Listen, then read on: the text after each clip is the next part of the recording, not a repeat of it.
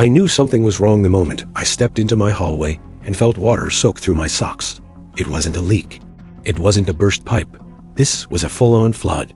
Water poured from the walls, pooling across the floor like a busted aquarium. My stomach dropped. I shut off the main valve, grabbed towels, and followed the sound of rushing water to the basement. That's when I saw my outdoor water line had been cut clean through from the outside. The next morning, I walked out to the meter box, and there it was. Fresh footprints. A pry mark on the cover, and a brand new padlock I never installed. Before I could process any of it, an HOA truck rolled by slowly, like they were surveying the damage. Then Karen, the HOA president, stepped out with her usual smug smirk. She said, "We warned you about violating neighborhood water regulations." I told her I never violated anything. She shrugged and said, "Well, maybe next time you'll follow guidelines." My house was flooded, and she acted like it was a lesson.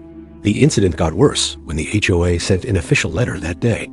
They blamed poor maintenance for the water damage.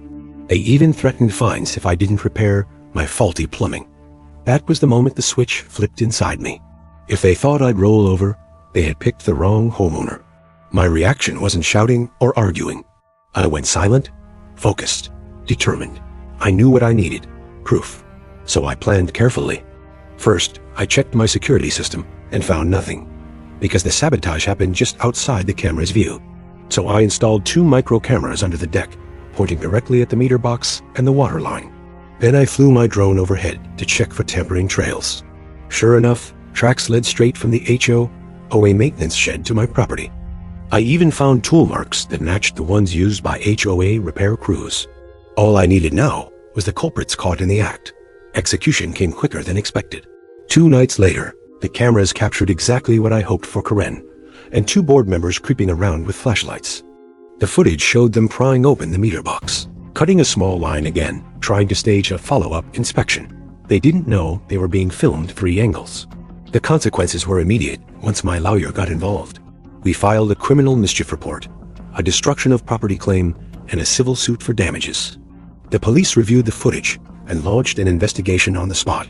The HOA tried denying everything until the officers paused the video right on Karen's face. Silence, then panic, then handcuffs, and the payoff? The HOA paid for every repair, every damaged floorboard, every ruined wall, and the full replacement of my plumbing system. Karen was removed from the board, fined, and barred from ever holding HOA office again. And now a court order keeps the HOA 10 feet away from all private utilities on my property. If you love HOA justice stories, like the video and subscribe.